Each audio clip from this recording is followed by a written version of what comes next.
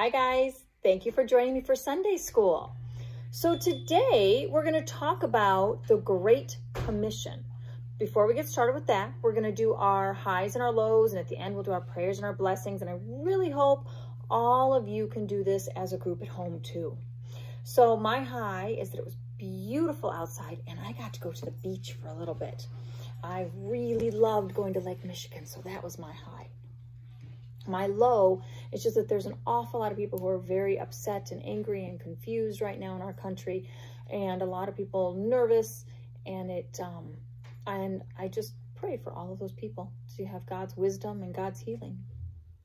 So let's get started with our lesson. Now, before we get started, I need some tea. So I've got my hot water here, and I'm gonna put my tea bag in. And you see, as soon as the tea bag goes in, it starts to do its job. And you can see it starts making my hot water into tea, which is pretty yummy. So I'm going to kind of bounce that around a little bit. But we still have a story to do. And this story is out of our Spark Story Bible.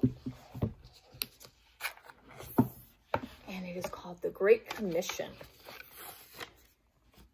Jesus went to see the disciples after he had been raised from the dead.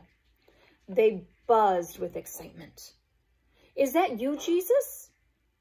We're so glad to see you. Do you want something to eat?" Jesus smiled. "Peace be with you," he said. "I have things to tell you."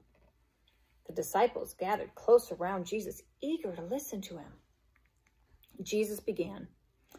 "God has given me all the power in heaven and earth."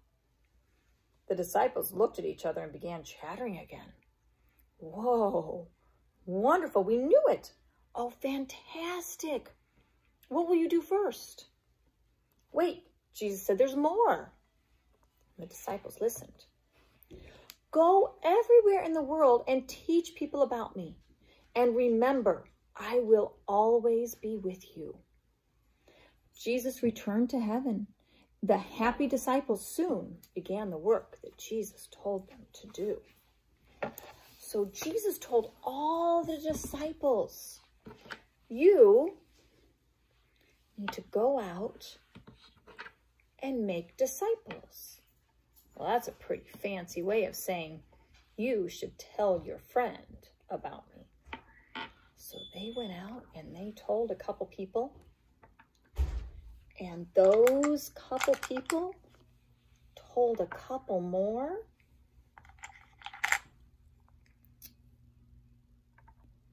And then those people told a few more people.